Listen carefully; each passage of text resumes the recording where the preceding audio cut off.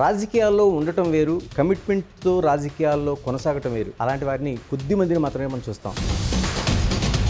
కానీ ఈరోజు మీ ఆర్టికల్ చూసిన తర్వాత ఒక న్యూస్ పేపర్లో నాకు అది ఒక వండర్ అనిపించింది.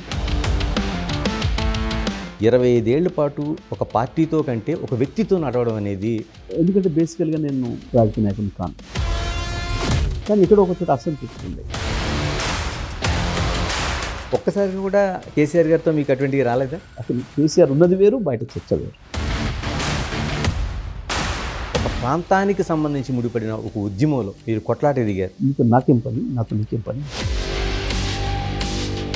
టీఆర్ఎస్కి 25 సంవత్సరాలు, ఇప్పుడు ఆ పార్టీ బీఆర్ఎస్. అదే ప్రశ్న మళ్ళీ వస్తే ఏం సమాధానం చెప్తారు? ఈ పార్టీ కొనసాగాలనా లేదా అనే దాని మీద కూడా చర్చ జరిగింది.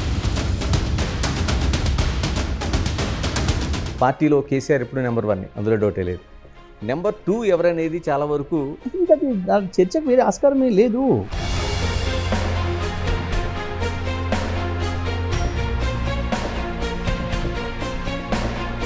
మాజీ ముఖ్యమంత్రి వైఎస్ జగన్తో మంచి సంబంధాలు ఉన్నాయని అంటుంటారు. నాకు అటువంటి అవకాశం లేదు. 2 పార్టీల పోటీగా చూడబోతున్నాం, లేకపోతే 3 పార్టీల పోటీగా భవిష్యత్తు చూడబోతున్నాం? కాంగ్రెస్ బీఆర్ఎస్ వన్ సైడ్ వస్తే సందేహం. Welcome to Big TV. రాజకీయాల్లో ఉండటం వేరు, కమిట్మెంట్తో రాజకీయాల్లో కొనసాగటం వేరు. అలాంటి వారిని కొద్ది మందిని మాత్రమే మనం చూస్తాం. మనతో మాజీ మంత్రి, BRS leader, MLA Jagadish Reddy ఉన్నారు. జగదీష్ రెడ్డి గారు నమస్తే. నమస్తే గణేష్. ముందుగా మీకు పార్టీకి 25 సంవత్సరాల ఈ ప్రస్థానానికి శుభాకాంక్షలు. Thank you.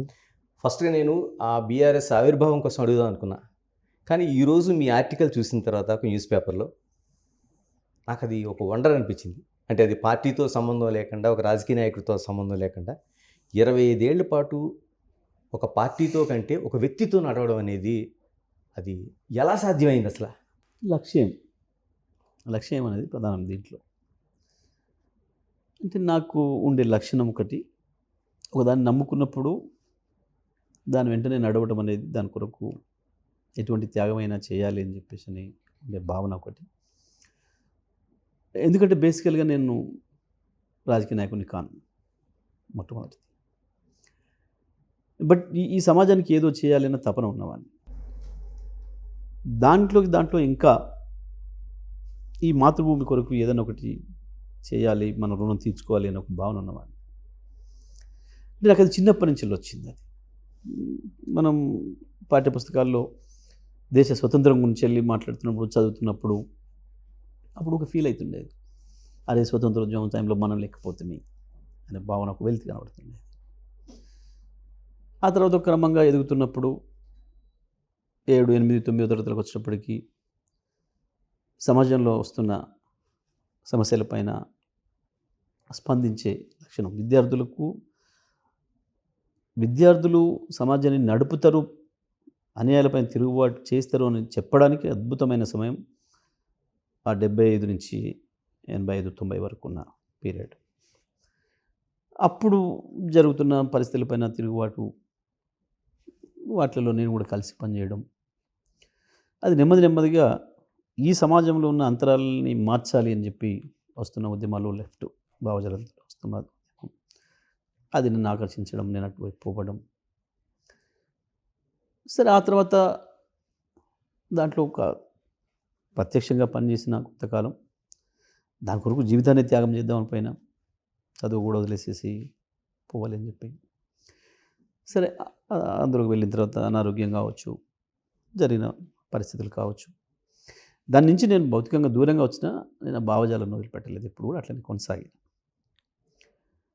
కానీ ఎక్కడో ఒక చోట అసంతృప్తి ఉండే, ఏదో చేయాల్సింది ఉంది, ఎక్కడో ఏదో కోల్పోతున్నాం అన్న భావన. సరే, నేను అనుకోకుండా లా చేయడానికి విజయవాడ వెళ్ళటం, సిద్ధార్థ లా కాలేజీకి. అక్కడ పరిస్థితులు ఇక్కడ పరిస్థితులు చూసినప్పుడు కొంత తేడా కనపడడం, నీళ్ళు ఇవన్నీ కూడా కనపడడం, చూడడం. సేమ్ టైంలో ఒక రైతుగా, వ్యవసాయదారుడిగా, నాకు వ్యవసాయాన్ని ఇష్టపడేవాడిగా, ఇక్కడ వ్యవసాయం నష్టపోతున్న విధానం, దీని కారణాలు, ఇవన్నీ ఆలోచనలు రావడం, ఓహో తెలంగాణ ప్రాంతంగా ఉండడం వల్ల నష్టం జరుగుతుంది అనే భావన. ఇవన్నీ ఒకవైపు నా మనసులో నడుస్తున్న సందర్భంలో కేసీఆర్ గారు లెటర్ పెట్టడం ఆ రోజు అదే పార్టీలో ఉండి చంద్రబాబు నాయుడికి ధరలు రైతాంగానికి విద్యుత్ ధరలు పెంచిందని వ్యతిరేకంగా ధరలు పెట్టడం, నేను దీన్ని ఒప్పుకోవడం లేదు, నేను నిరసిస్తున్న ఈ ధరల పెంపుదరలను ఆపండి అని చెప్పి రాయటం. అప్పుడు వెంటనే నేను న్యాయవాది మిత్రులతో వెళ్ళి వారిని కలవటం, నేను కూడా మీతో కలిసి పనిచేస్తా అని చెప్పి. అట్లా నేను ఒక నేపథ్యం నుంచి వచ్చినవాడిని కాబట్టి ఇక లక్ష్యం అనేది ఎట్టి పరిస్థితుల్లో లక్ష్యానికి చేరుకొని తీరాలి అనేది ఏదైతే పట్టుదల ఉందో అది నన్ను ఇన్నేళ్ళు అంటే మీకు కేసీఆర్ మీరుగా వెంట వెళ్ళారు. నేను వెళ్ళాను. అట్లా చాలామంది మేము వెళ్ళినాం. వారు ఎప్పుడైతే ఓపెన్ లెటర్ పెట్టిండ్రో అట్లా చాలామంది కూడా వారు ఇట్లా చర్చలు చేస్తున్నారు, ఇట్లా అట్లా వాళ్ళ ద్వారా వీళ్ళ ద్వారా వినడం ద్వారా మౌత్ టు మౌత్ క్యాంపెయిన్తో ఎవరో నాకు కొంతమంది న్యాయవాద మిత్రులు చెప్తే నేను కూడా వెళ్ళి కలుద్దామని చెప్పి నా దగ్గర కొద్దిమంది న్యాయవాదులు అంటే పెట్టుకొని పోయినాను. పోయి కలిసి మాట్లాడి వారితో మాట్లాడి చాలా విషయాలు పోయిన మొదటి రోజే పోయిన క్షణం నుంచే దాదాపు 3-3.5 గంటలు మాతో చర్చ చేశారు కేసీఆర్ గారు. అది మమ్మల్ని బాగా నన్ను కూడా బాగా అట్రాక్ట్ చేసింది. అనేక విషయాలపైన చర్చ చేసి అట్లా ఇక అనుకోకుండా నా పైన వారికి ఒక ఇంప్రెషన్ కలిగే భావన వచ్చేసింది పాజిటివ్గా. నాకు కూడా అదే బాగా నచ్చింది. అంత డెమోక్రటిక్గా అంత ఓపెన్గా డిస్కస్ చేయడం చాలా విషయాలపైన మాలాంటి వాళ్ళతో. సో అది అట్లాగే మాకు కలిసిపోయాను. ఇక లక్ష్యం కొరకు పనిచేసే దాంట్లో ఇక నేను వెనుకబోయేటోని కాదు కాబట్టి అది మమ్మల్ని కలిపి నడిపింది. దానికి మించి వారు నన్ను ప్రేమించే విధానం, నన్ను చూసుకున్న విధానం ఇంకా అట్లనే కొనసాగించింది. అందుకే 25 ఏళ్ళు అట్లనే కొనసాగాను. జగదీష్ రెడ్డి గారు, అంటే 25 ఏళ్ళు అంటే చిన్నది కాదు, 1-2 కాదు. అంటే భార్యాభర్తల మధ్య సంబంధం కూడా 25 ఏళ్ళ ఒక ప్రయాణంలోన ఎక్కడో చోట అభిప్రాయ భేదాలు, విభేదాలు ఇన్ని వెంటాడతాయి. ఒక్కసారిగా కూడా కేసీఆర్ గారితో మీకు అటువంటివి రాలేదా? ఎప్పుడు రాలేదు. లక్కీ గమ్మత్ ఏంటంటే ఇది చాలామందికి వస్తుండొచ్చు, వచ్చే అబద్ధాలు చెప్తారేం కానీ నాకు అది అవసరం లేదు వాస్తవానికి. ఎందుకో చాలా విచిత్రంగా మా ఆలోచనలు ఎప్పుడు కూడా ప్యారలల్గా నడిచినాయి. రైలు పట్టాలలాగా. ఇవి తెలిసిన వ్యక్తి ఒక ఆయన ఉంటాడు. ఏ ఒక విషయం వచ్చినప్పుడు మేము స్పందించే తీరు, ఆయన ఆ విషయాన్ని కేసీఆర్కి చేరవేస్తే కేసీఆర్ గారు స్పందించిన తీరు, మళ్ళీ ఆ విషయాన్ని నాకు చెప్తే నేను స్పందించిన తీరు ఒకే తీరుగా ఉంటాయి అని చెప్పి ఆశ్చర్యపడి చెప్పే వ్యక్తి సంతోష్. అంతకుముందు మేము ఎప్పుడు మాట్లాడుకొని లేము ఆ విషయానికి సంబంధించిన సంగతి ఆయనకు బాగా తెలుసు, ఎందుకంటే మొదటిసారి అప్పుడే విన్నాడు కాబట్టి. అట్లా ప్రతి విషయంలో కూడా మాకు ఆ భావ సారూప్యత ఉండేది, మా ఆలోచనలలో కూడా సారూప్యత ఉండేది. నిర్ణయాలు జరిగినప్పుడు తప్పకుండా మా అందరితో డిస్కషన్ చేసే నిర్ణయం తీసుకునేవాళ్ళు. చాలామంది తెలియక విమర్శలు చేస్తుంటారు కేసీఆర్ పైన. కేసీఆర్ని అంత నీదని అదని ఎవరు అడగడని ఎవరితో మాట్లాడని ఎవరు చెప్పింది వినడని ఎన్ని కూడా పొరపాటు అవగాహన, పూర్తి 100% ఎన్ని వ్యతిరేక అవగాహనలు. అసలు కేసీఆర్ ఉన్నది వేరు, బయట చర్చ వేరు. అసలు డెమోక్రటిక్గా ఉంటారండి. ఎంతగా ఉంటారు అంటే చెప్పడానికి నాకు ఇక్కడ పోయే అవసరం లేదు కానీ చెప్తున్నాను నేను. ఒక విషయం మీద చర్చ మొదలు పెడతాడు. ఆ రోజుకు మేము ఎదురుగా ఒక 5 నాయకులను కూర్చొని ఉంటాం. ఉదయం మొదలు పెడితే రాత్రి దాకా చర్చ చేస్తాడు. అయిపోతుంది, ముగిసింది అనుకుంటాం. మళ్ళీ పొద్దున్నే వచ్చి కూర్చుంటే ఆఫీస్లో మళ్ళీ ఎవరో కొత్త వాళ్ళు 4 వచ్చినారు, మళ్ళీ వాళ్ళతో ప్రారంభం చేస్తారు ఆ చర్చ. మేము ఉన్నోళ్ళు ఉంటాం ఇట్లాగే, మళ్ళీ వాళ్ళతో చర్చ చేస్తాడు. ఆ రోజు సాయంత్రం దాకా కూడా మళ్ళీ నడుస్తుంటుంది అది చర్చ. అయిపోతుంది, ఇవాళ కూడా ముగిసిందిలే అనుకుంటాం. మళ్ళీ తెల్లవారి మొదలు పెడతాడు, మళ్ళీ ఎవరైనా వస్తే అయిపోతుంది. 4వ రోజుకు కొత్తవాడు ఎవరు రాకపోయినా మళ్ళీ మాతోనే మళ్ళీ అదే చర్చ మొదలు పెడతాడు. ఓకే, ఎట్లా ఉంటాడు అన్నది జరుగుతుంది. వారం జరుగుతుంది, 10 రోజులు జరుగుతుంది. ఒక నిర్ణయానికి వస్తాం. ఇక అయిపోతుంది, పొద్దున ఇలా ప్రకటించాలి అని రెడీ అవుతుంటాడు, బ్రేక్ఫాస్ట్ చేస్తుంటాడు. ఆ బ్రేక్ఫాస్ట్ వడ్డించే పని వాడిని కూడా అడుగుతాడు, ఇది ఇట్లయితే బాగుంటుందా? అక్కడి నుంచి బయలుదేరుతాం, కార్లో కూర్చోగానే అనుకున్న గన్మెన్ కూడా అడుగుతాడు, పలానా అయితే ఎట్లుంటుంది, ఇట్లా చేస్తే ఎట్లుంటుంది. ఆ నుంచి మీ కారు దిగే ముందర చివరికి డ్రైవర్ని అడుగుతాడు, ఇదైతే ఎట్లుంటుందా? గంతగా ప్రజల అభిప్రాయాలని, చుట్టూన్న వాళ్ళ అభిప్రాయాలని తీసుకొని ఒక ప్రోగ్రాం నిర్ణయిస్తాడు, ఒక పాలసీ తీసుకుంటాడు. ఓకే, కేసీఆర్ విజయం వెనుక ఉన్న రహస్యమే గది, వేరే ఏది కాదు. చాలామంది తెలియక పాపం రొటీన్ రాజకీయ నాయకుల్లా కానీ మీద విమర్శలు చేస్తారు, కానీ గంత డెమోక్రటిక్గా నిర్ణయాలు తీసుకుంటాడు, అన్ని జాగ్రత్తలు తీసుకుంటాడు, అంతగా ఉంటుంది. సో అట్లా ఆయన తీసుకునే ఏ నిర్ణయంలో అయినా నేను కూడా భాగస్వామిగా ఉన్నాం, చాలామంది ఉంటాం కాబట్టి మాకు వేరే అభిప్రాయాలు వచ్చే అవకాశమే లేదు. ఎప్పుడు కూడా ఏ దాంట్లో కూడా మా అభిప్రాయాలు మమ్మల్ని చెప్పమంటాడు, అందరి అభిప్రాయాలు తీసుకుంటాడు, నిర్ణయం తీసుకునేటప్పుడు తను తీసుకుంటాడు. ఓకే, ఇక్కడ ఒక విషయాన్ని చెప్పాలి, అందరికి అవసరం. తప్పకుండా రాజకీయ నాయకుడు నిర్ణయం తీసుకునేటప్పుడు కొన్ని బుల్డోజ్ చేసి తీసుకోవాల్సి వస్తుంది. ఇప్పుడు మనం 5 ఉన్నాం, 5 అభిప్రాయాలు తీసుకున్నాం, 5 అభిప్రాయాలు ఇచ్చినాం, మరి ఏ నిర్ణయం తీసుకోవాలి? నిర్ణయం అయితే తీసుకోవాలి కదా, తీసుకోవాలి. అందులో ఒకరిని సూట్ అయి ఉండొచ్చు, మరి మిగతా 4 మమ్మల్ని బుల్డోజ్ చేసిండనంటే ఎట్లా? ఏదో ఒక నిర్ణయం అయితే తీసుకోవాలి. మన 5 కూడా కాకుండా సొంత ఇంకో నిర్ణయం తీసుకోవచ్చు. ఎందుకంటే మన 5 ఆలోచనలు కూడా దీన్ని మించిన ఆలోచన తనకు ఉండొచ్చు, దాని అమలు చేయొచ్చు. ఇగో ఇక్కడ చాలా చోట్ల చాలామంది ఈ దుష్ప్రచారం చేసేది బయటికి వెళ్ళిపోయిన వాళ్ళు. కానీ ఆయన కార్యక్రమాలు సక్సెస్ అయినాయి అంటే 100% ఈ రకంగా ప్రజల అభిప్రాయాలు తీసుకొని, కార్యకర్తల అభిప్రాయాలు తీసుకొని చేసింది కాబట్టి అయినాయి. కాబట్టి ఎక్కడ కూడా మాకు అవకాశం రాలే. ఒకే ఒక్క చోట అందరిలాగే నేను కూడా చివరి దానికి వ్యతిరేకించిన ఒకే ఒక నిర్ణయాన్ని, నిరాహార దీక్ష నిర్ణయాన్ని. ఖమ్మం నిరాహార దీక్ష, ఓకే, రాష్ట్రం కొరకు నిరాహార దీక్ష చేయాలని చెప్పి నిర్ణయం చేసినప్పుడు నేను కూడా కొంచెం చివరి వరకు అంగీకరించలేదు. అంతకుముందు ఎప్పుడైనా తన నిర్ణయాన్ని ఫస్ట్ నేను అంగీకరించేది ఉండే. ఆ ఒక్క చోట ఏమో తొందరపడుతుండేమో సారు, ఏమైనా ప్రమాదం జరుగుద్దేమో, నా భయం ఒకటే ఉండే. నాకు అక్కడ కేసీఆర్ ఉంటాడా లేడా అని కాదు, తెలంగాణకు నాయకుడు లేకుండా పోతే ఎట్లా. ఓకే, ఎందుకంటే తెలంగాణకు ఉన్న పెద్ద లోపమే, పెద్ద శాపమే నాయకుడు లేకపోవడం. తెలంగాణ ప్రజల్ని ఐక్యం చేసే నాయకుడు లేకపోవడం అనేది తెలంగాణకు పెద్ద శాపం. అందుకనే అవతల వైపు వాళ్ళు ఇష్టం వచ్చినప్పుడు ఆట ఆడిండ్రు, తెలంగాణ మీద ప్రయోగాలు చేసిండ్రు. సో ఇక్కడ ఒక నాయకుడిని తయారు చేసుకుంది తెలంగాణ. కేసీఆర్ ఇప్పుడు సొంతం వ్యక్తి కాదు, కేసీఆర్ తెలంగాణ ప్రజల ఆస్తి, తెలంగాణ ప్రజల నాయకుడు. ఇప్పుడు ఆ నాయకుడు లేకుండా అయితే దబుక్కున అనుకున్నది సక్సెస్ కాకపోతే, ఒక్కటి మాత్రం నాకు బాగా తెలిసిందంటే, ఇక ఒక్కసారి అనుకోని కూర్చున్నాడు అంటే ఈ ప్రపంచంలో ఏ శక్తి ఆయనకి తీసుకురాలేదు, ఆయన నిర్ణయాన్ని మార్పించలేదు అనే సంగతి నాకు తెలుసు. కాబట్టి ముందే దీన్ని ఏమైనా చేసి ఆపగలుగుతానేమో అనేది నాకు కూడా ఒక భావన ఉంది. అందరిని ఒప్పించిండు, చివరికి నన్ను కూడా ఒప్పించిండు. ఆయనకుంది ఒకటి 99% నాకు ఎందుకో నమ్మకం ఉంది, ఇది బలహీనమైన సమయం, కేంద్రానికి ఇస్తారన్న నమ్మకం నాకు ఉంది అని. 1% ఏమైనా ఇవ్వకపోతే పోతారు. ఓకే అన్నప్పుడు నేను మీరుగా నిర్ణయం కాదు, మీరు తెలంగాణ ప్రజల ఆస్తి, తెలంగాణ ప్రజలకు నాయకుడు. మీరు మీ దగ్గర కేంద్రీకరించబడి ఉంది తెలంగాణ ప్రజల శక్తి మొత్తం. అది లేకుండా పోతే తెలంగాణ పదమే లేకుండా పోతుందేమో ఇంకా చరిత్రలో, మొత్తం మంచేస్తారేమో.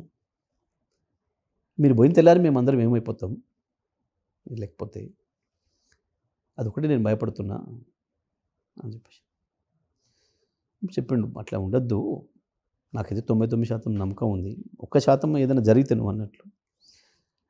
ఒక మనిషితో ఏమాగదు, తెలంగాణ చరిత్ర నిర్మించుకుంటుంది, మళ్ళీ ఎవరో ఒక నాయకుడు పుడతాడు, మీ దాంట్లో ఎవరో చేస్తాడు, తారేతారు, అంత భయపడక్కర్లేదు.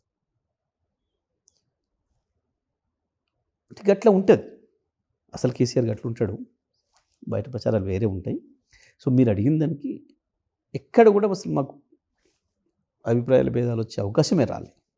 ఇలా కేసీఆర్ ఇన్ని సంవత్సరాలు ఒక జర్నీలోన కేసీఆర్ గారి బలం బలహీనత అంటే ఏం చెప్తారు? కేసీఆర్ బలం ఆయనకు ఆత్మవిశ్వాసం, ఆయన మీద ఆయనకున్న నమ్మకం, ప్రజల మీద ఆయనకున్న నమ్మకం. ఆయన బలహీనత మానవీయత తప్ప ఇంకోటి ఏం లేదు, వేరే బలహీనత లేదు. అయితే ఇక్కడ ఒకటి మా వాళ్ళే జోక్గా చెప్పుకునే విషయాన్ని ఒకటి చెప్పాలి. కేసీఆర్కు అవతల ఎవ్వడు సమస్యలు సృష్టించడానికి అవసరం లేదు, అవతల పార్టీ వాళ్ళు ఎవ్వడు సృష్టించే పని లేదు. కేసీఆర్కు సమస్యను కేసీఆరే సృష్టించుకుంటాడు, మళ్ళీ దాన్ని ఆయన పరిష్కరించుకుంటాడు. అనేది మాత్రం కొన్ని సందర్భాల్లో కనబడుతుంటుంది. ఆయన తెచ్చుకుంటాడు సమస్యను, మళ్ళీ ఆయన దాన్ని పరిష్కారం చేస్తాడు అని చెప్పేసి అనేది ఉంటుందో అది కొంతమంది మా వాళ్ళు జోక్గా నేను విమర్శలు చేస్తుంటారు. కేసీఆర్ను పరిశీలించడం, కేసీఆర్ను అంచనాలు వేసేటోళ్ళు ఇవన్నీ కూడా చేసేటోళ్ళు చేసే మాట అది. అట్లా ఉంటుంది. బట్ ఆయన బలం, ఆయనకుండే ఆత్మవిశ్వాసం, ఆయనకుండే బలహీనత అనేది మానవీయత, దానికి ఒకదానికి లొంగుతాడు తప్ప వేరే ఏముండదు. జగదీష్ రెడ్డి గారు, మిమ్మల్ని వ్యక్తిగతంగా తీసుకుంటే ఒక విప్లవ ఆలోచనలు, ఒక భావాల నుంచి జరిగిన ప్రయాణం, విద్యార్థి దశ నుంచి కూడా ఆ ప్రయాణమే జరిగింది. అంటే కమ్యూనిస్ట్గా కావచ్చు, లేకపోతే విప్లవోద్యమ ఆలోచన కావచ్చు, ఒక కులానికి, ఒక మతానికి, ఒక ప్రాంతానికి ఏమాత్రం సంబంధం లేని ఒక భావజాలం అది. అలాంటిది ఒక ప్రాంతానికి సంబంధించి ముడిపడిన ఒక ఉద్యమంలో మీరు కొట్లాట దిగారు. ఎస్. ఎలా, ఎక్కడ బ్రేక్ త్రూ ఎందుకు వచ్చింది? Ganesh, thank you. ఇది చాలా అద్భుతమైన ప్రశ్న. ఇది నేను చెప్పాల్సింది. ఇది ఎందుకనంటే నేను ఈ ప్రపంచం అంతా ఒకటే అనే భావనతో ఉన్నవాడిని ఆ రోజు వరకు. నేను ఇక్కడ ఒక సంఘటన చెప్పాలి మీకు. అది కూడా నీవు పుట్టిన ప్లేస్లోనే జరిగిన సంఘటన. ఓకే. ఒక మనిషి ఎవరో, మేము ఒక మెస్లో భోజనం చేసి బయటకు వస్తున్నాం. కాందారి హోటల్ ఉండే కదా అప్పుడు, మీకు ఐడియా ఉంది. ఇప్పుడు అది పోయినట్టుంది. ఇప్పుడు అది దాని వెనకాల, దాని పక్కన ఒక మెస్ ఉండే. ఆ మెస్లో మేము లంచ్ చేసి వస్తున్నాం ఫ్రెండ్స్ అందరూ కలిసి. ఒక మనిషి నన్ను వచ్చి వెనకబడి సార్ సార్ అని పిలిచినాడు. పిలిస్తే ఆగినాను. నా ఫ్రెండ్స్ కొంచెం ముందుకు వెళ్ళిపోయారు, ఆగినాను. నేను మీతో మాట్లాడాలి ఒక 5 నిమిషాలు. ఎవరు నువ్వు అని అన్నాడు. అంటే నేను కూడా తెలంగాణ అన్నాడు. ఆశ్చర్యంగా, తెలంగాణ ఆంధ్ర ఏంది అసలు, ఎవరు నువ్వు, నాతో నేను పని నీకు అన్నా. నేను ఆల్ ఇండియా రేడియోలో అసిస్టెంట్ డైరెక్టర్ సార్, నేను మీతో మాట్లాడాలి. మీతో నాకేం పని, నాతో నీకేం పని అన్నా. అప్పటికే నాకు ఊళ్ళో కొంత రాజకీయాలు కొట్లాటలు సంథింగ్ ఏదో ఉండే, నాకు ఏందో అనే ఒక ఇది ఉండే, నాకు కూడా కొంచెం థ్రెట్ ఉండే. అప్పటికి ఎవడో ఉన్నట్టుగా కొంచెం నేను కొంచెం ఇదిగా ఉంటుంటాను ఎప్పుడు కూడా రెడీగా. ఒకవేళ నువ్వు నాతో మాట్లాడదలుచుకుంటే తాడిగడప సెంటర్ రా, సాయంత్రం 5 o'clock పలానా మెస్ ముందరకు వచ్చి నిలబడు, నేను అక్కడ కలుస్తానని చెప్పిన. అది ఎందుకంటే అది నా ఏరియా, మా వాళ్ళందరూ ఉంటారని చెప్పి వచ్చినాడు. ఆ కాలువ కట్ట ఉంది కదా, ఆ కాలువ కట్ట మీదనే చిన్న మెస్ ఉంటుంది, ఆడ కూర్చున్నాం టీ తాగుకుంటూ. సార్ ముందు థ్యాంక్ యూ సార్, నేను మీరు చెప్పట్టి బతికినా అన్నాడు. మీరు చెప్పట్టే బతికిన నేను అన్నాడు. అసలు నువ్వెవరు, నువ్వు నాతో ఏం సంబంధం? ఆ రోజు మీరు ఆ మెస్లో నేను మిమ్మల్ని చూసి ఉండకపోతే, మీ మాటలు వినుండకపోతే ఆ రోజు సూసైడ్ చేసుకుందాం అనుకున్నా. ఓకే అన్నాడు. ఎందుకు అసలు ఏంది, నువ్వెవరు ఏం చెప్పు నాకు. నేను ఆల్ ఇండియా రేడియోలో అసిస్టెంట్ డైరెక్టర్ని. నేను కడప నుంచి ట్రాన్స్ఫర్ అయ్యి ఇక్కడికి వచ్చిన 6 నెలలు అయింది. నాది హైదరాబాద్. ఇక్కడికి వచ్చిన కానించి నన్ను చాలా హింస పెడుతున్నారు వీళ్ళు, బాగా వివక్ష చూపిస్తున్నారు. అక్కడ అటెండర్ కూడా నా మాట వింటలేడు. నేను మంచిగా అడిగితే కూడా తెచ్చి టేబుల్ మీద ఇట్లా కొట్టిపోతున్నాను నా మీద పడేటట్టు. నేను ఉద్యోగం రాజీనామా చేసి పోవాలన్నా, అసలు ఒక దశ సూసైడ్ చేసుకోవాలన్నంత క్రైసిస్లోకి వెళ్ళిపోయినా, మీరు ఆ బెంచ్ మీద కూర్చొని, వెనక బెంచ్ మీద అప్పటికి వచ్చి ఒక 2 hours నుంచి అక్కడ కూర్చొని ఉన్నా లంచ్కి వచ్చి, మీరు వెనక బెంచ్లో కూర్చొని వాళ్ళని తిడుతుంటే నేను విన్నా. నేను నా ఫ్రెండ్స్ మాట్లాడుకుంటూ ఏదో యాస గురించి వెళ్ళి మాట్లాడుతూ, ఓకే, ఏదో వాళ్ళు నన్ను ఏదో యాస విషయంలో ఎక్కిరిస్తుంటే నేను వాళ్ళని తిడుతున్నా. మీకేం తెలుసు అది ఇది అని చెప్పేసి, ఫ్రెండ్స్ కాబట్టి తిట్టుకుంటున్నాం అని చెప్పి నేను వాళ్ళని ఏదో ప్రాంతానికి సంబంధించి ఏదో భాష వాడుతూ నేను కూడా తిడుతున్నాను బాగా. తిడుతుంటే అది విన్నాడట. విని, ఇక్కడ కూడా ఇలా తిట్టొచ్చా, ఓకే, ఆయన అంత భయంలో ఉన్నాడు. నా మాటలు వెనక అమృతంలాగా వినిపించింది. వీళ్ళని ఇంతమంది తిడుతున్నాడు, నేను ఒక్కడే ఉన్నాడు, వీళ్ళు 5-6 ఉన్నారు, మేము ఫ్రెండ్స్ కాబట్టి అవును, వాళ్ళు నన్ను ఏదో టీజ్ చేస్తున్నారు, నేను తిడుతున్నా భాష విషయంలో, మీదేం భాష అది ఇదిరా అని చెప్పేసి నేను అనుకుంటా. మీరు ఆ మాటలు అనబట్టి, వాళ్ళని తిట్టబట్టి నాకు ధైర్యం వచ్చింది. అయితే ఇక్కడ మనం ఉండొచ్చు, మనం కూడా మాట్లాడవచ్చు. ఆయన అక్కడికి రావడంతోనే ఒక ముడిచిపోయి వచ్చినట్టున్నాడు పాపం. దాంతో మాట్లాడలేకపోతున్నాడు, భయపడుతున్నట్టున్నాడు, వాళ్ళని కనీసం రెసిస్ట్ చేయలేకపోతున్నట్టున్నాడు. మనిషి అంతే, ఎక్కడో చోటు చిన్న దాంట్లో దెబ్బతింటే కూడా అంతే బాగా ఇదైపోతాడు. నాకు ఆ ధైర్యం వచ్చింది సార్. నేను 2 నెలల నుంచి ప్రతిరోజు వచ్చి అక్కడ కూర్చుంటున్నాను మీ కొరకు. మళ్ళీ 2 నెలల తర్వాత పోయినా నేను అడిగి, అది మా రెగ్యులర్ మెస్ కాదు. అక్కడ ఒక వంకాయ ఫ్రై ఒకటి చాలా అద్భుతంగా ఉంటుంది, దాని కొరకు ఎప్పుడైనా పోతుండే వాళ్ళం మేము. ఎప్పుడైనా ఒకసారి పోయేవాళ్ళం. అంత వాళ్ళు నా ఫ్రెండ్స్ అంతా కూడా విజయవాడ, చిలుకూరుపేట వాళ్ళే. సో 2 నెలల నుంచి నేను ప్రతిరోజు వస్తున్నా. లక్కీగా మీరు ఇలా కలిసిర్రు మళ్ళీ. నేను మీకు చెప్పడానికి మీతోని ఇట్లా అన్నప్పుడు ఆయన చెప్పిండు. నేనన్నా ఈ తెలంగాణ ఆంధ్ర ఏందా నేను ఏదో నవ్వుకుంటా జోక్గా వాళ్ళని అన్నా కానీ గదే ఉంటుంది భయ్యా ఇది అనగానే ఆయన అన్న మాట, సార్ మీరు ఏమనుకోద్ది నీళ్ళు చూడరు ఒకసారి. ఈ నీళ్ళు మీ నల్గొండ జిల్లా పొలాలు వారించాల్సిన నీళ్ళు ఇక్కడికి వచ్చినాయి. ఇవి ఆడ మీ పొలాలు ఏమో ఎండిపోతున్నాయి. ఇక్కడ ఈ పొలాలు ఎంత పచ్చగా ఉన్నాయి అని చెప్తూ ఆయన ఇంకో ఉదాహరణ ఏం చెప్పింది తెలుసా, నాకు హార్ట్ టచింగ్గా. ఏముంది సార్ ఇక్కడికి వస్తేనేమో మనం రిక్షా దొక్కుకోవడానికో మన వాళ్ళు చెరుగొట్టడానికో కూళ్ళకి వస్తారు. వీళ్ళు అక్కడికి వస్తేనేమో ఇక్కడ ఎకరా అమ్ముకొని వచ్చి మనకాడ 10 ఎకరాలు కొనుక్కోవడానికి వస్తారు. ఓకే, చూడెంత విచిత్రం. నిజంగానే మా దగ్గర వచ్చి కొనుక్కుంటున్నారు. అక్కడి నుంచి మా ఊరోళ్ళు అక్కడికి ఒక 10 మంది విజయవాడలో రిక్షాలు దొక్కడానికి వచ్చిండ్రు. ప్రతి సంవత్సరం చెరుగొట్టడానికి ఆ గన్నవరం పక్కన ఆ గ్రామాలకు 200-300 మంది వస్తారు. ఎంత గమ్మత్తుగా టచ్ అయినాయి నాకు. అరే మీరు చెప్తే నిజమే కదా. ఆ తర్వాత నాకు కాలేజ్ నుంచి నాగార్జున సాగర్ పోదామని ఎక్స్కర్షన్ పెట్టినారు. నాగార్జున సాగర్ ఏంది రాబాయ్ మేము పట్టించుకో మా దగ్గర ఉంది కానీ మీరు ఏం చేయాలంటే నాగార్జున సాగర్ అంటే ఇంత అంత. ఎందుకు నాగార్జున సాగర్ మీద వీళ్ళకి ప్రేమ కలిగింది అనేది నాకు అప్పుడు ఆలోచన వచ్చింది. ఈయన చెప్పిండు ఇది. సరే ఈయన ఇంకో కొన్ని విషయాలు చెప్పిండు. అసలు ఆంధ్ర అంటే ఏంది, తెలంగాణ అంటే ఏంది, రాయలసీమ అంటే ఏంది, దీని మధ్యన పోలికలు ఏంది. ఎంత అద్భుతంగా చెప్పిండే, చాలా హార్ట్ టచింగ్గా చెప్పాడు. అప్పటిదాకా నేను గ్లోబ్ అంతా ఒకటే అనే భావనతో ఉన్నవాడికి ఇగో ఇక్కడ డిస్పారిటీ ఉంది, ఇది తేడా ఉంది, ఓకే ఇది కూడా మీరు కొట్లాడి పరిష్కరించుకోవాల్సిన సమస్య ఉంది అనే భావాన్ని మొట్టమొదలు నాలో చూపించినాడు ఆయన. ఆయన ఎవరో మళ్ళీ నాకు ఇప్పుడు తెలియదు. ఆ తర్వాత మళ్ళీ ఎన్నడూ కలుసుకోలేము మేము, కలవాలే ఎప్పుడు. అప్పుడు ఫోన్లు లేవు కదా. ఓకే, అవును. అప్పుడు మనకు ఫోన్లు లేవు, ఏది లేదు. ఇంకొకటి నాకు ఆ రోజు ఇది అంత పెద్ద సీరియస్గా పట్టించుకోవాల్సిన అంశంగా కూడా నేను అనుకోలేదు. సరే పాపం ఏదో నేను ఆ రోజు వీళ్ళని ఏదో అనటము, ఆయనకి ఏదో లాభం కావటము, దాంతో ఆయన ఏదో థ్యాంక్స్ పోవడానికి వచ్చిండు పోయిండని భావంతో నేను పట్టించుకోలేదు. అయిపోయింది, ఆ విషయం మర్చిపోయింది. కానీ అది ఎక్కడో నా లోపల రిజిస్టర్ అయ్యి ఉంది. అది మనస్పూర్వలో ఇక్కడ రిజిస్టర్ అయ్యి ఉంది. ఇక ఆ తర్వాత ఒకటొకటిగా ఒక్కసారి మన మైండ్ ఓపెన్ అయిన తర్వాత అన్ని అట్లా కనబడుతుంటాయి. కరెక్ట్. ఎప్పుడైనా మనం ఏ అద్దంతో చూస్తున్నాం దాన్ని బట్టి కనబడుతుంది. అంతే కదా ఇప్పుడు కూడా.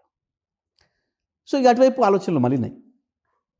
ఈ ఆనంచెల్లి నేను రావటం, అడ్వకేట్గా స్థిరపడటం, ఇవన్నీ ఒకటి హైకోర్టులో కూడా కొంత దీని మీద చర్చలు జరుగుతుండడం, కోర్టులలో అన్యాయం జరుగుతుంది అని చెప్పి తెలంగాణ న్యాయవాదుల సంఘం అని చెప్పి పెట్టడం 98లోనే జరుగుతూ, అప్పటికే మా ప్రాంతంలోనే తెలంగాణ జనసభ పేరు మీద ఒక సభ పెట్టుకోవడం భువనగిరిలో, తర్వాత సూర్యాపేటలోనే ఒక సభ తెలంగాణ సభ పెట్టడం, అది అణచివేత. ఆ రోజు చంద్రబాబు నాయుడు గారు పీక్ స్టేజ్లో ఉన్నారు. ఎన్కౌంటర్లు, గద్దర్ మీద బుల్లెట్ల దాడి, ఇవన్నీ కూడా జరుగుతూ ఉన్నాయి. నా మైండ్ మీద పని చేస్తున్నాయి. నేనే మీకు అది ఇప్పుడు కొంచెం ముందులు పెట్టి బయటకు వచ్చినా, లా చేసినా, లాయర్ని కావాలని చెప్పి స్థిరపడడానికి ఇవన్నీ పని చేస్తూ వస్తున్నాయి నా మైండ్లో. సేమ్ టైం వ్యవసాయం చేస్తున్నా. చాలా గమ్మత్తుగా ఇక్కడ కోఇన్సిడెంట్. 98లోనే సీరియస్గా వ్యవసాయం మొదలుపెట్టి ఆర్గానిక్ పద్ధతిలో వ్యవసాయం చేయాలి. మన పిల్లలకి ఒక ఉప్పు తప్ప ఏది కొనకుండా అన్నీ మనమే పండించి చేయాలి, ఏ రసాయన ఎరువులు లేకుండా అని చెప్పి వర్మి కంపోస్ట్ చేసేసి పండించాలి అని చెప్పి ఆ పద్ధతిలో వ్యవసాయం మొదలుపెట్టి నడుపుతున్నాం. గమ్మత్తుగా కరువు వచ్చింది, బోర్లను ఎండిపోయినాయి, మొత్తం చేసినంత వ్యవసాయం ఎండిపోతుంది. ఆ టైంలో కేసీఆర్ ఓకే అప్పుడు వచ్చి కేసీఆర్ గారిని మాట్లాడినాక చెప్పిన వెంటనే ఊళ్ళో పోయినా. మా చుట్టుపక్కల రైతుల్ని, నేను పెట్టుకున్న జీతగాని పాలేర్లు అంటారు, జీతగాన్లు అంటారు మా దగ్గర, అందరిని పిలిచి చెప్పిన, అరే ఇక నేను తెలంగాణ కూడా పోతున్నా, తెలంగాణ రాష్ట్రం తీసుకొని గోదావరి నీళ్ళు తీసుకొచ్చినాకనే వ్యవసాయం చేస్తా. అప్పటిదాకా ఈ భూమాతకు పొక్కలు పడవద్దు, మనం ఇక ఉపయోగం లేదు, అందులో నీళ్ళు లేవు, ఎందుకు అనవసరం, అప్పుడే వస్తా అని చెప్పిన. వాళ్ళకి చెప్పేసి వచ్చిన, కోర్టుకు వచ్చిన, అడ్వకేట్స్ అందరిని పిలిచిన, మంచి మాట్లాడిన. చలో ఇంక నేను తెలంగాణ వచ్చినాక కోటేను, తెలంగాణ కొరికే పోతున్నా చెప్పిన, వచ్చిన. ఇక అక్కడి నుంచి మొదలైంది మా ప్రయాణం. ఇట్లా మారిన నేను తెలంగాణవాదిగా అంటే మీరు అడిగిన దానికి ఒక కమ్యూనిస్ట్గా ఉండి ఇగో ఇది ఈ నేపథ్యం నన్ను ఇక్కడ తీసుకొచ్చింది. అదొక పెద్ద ఉన్నతమైన లక్ష్యం, ఇది ఒక పరిమితమైన లక్ష్యంతో కూడుకునైనప్పటికీ కూడా ఇది న్యాయమైంది.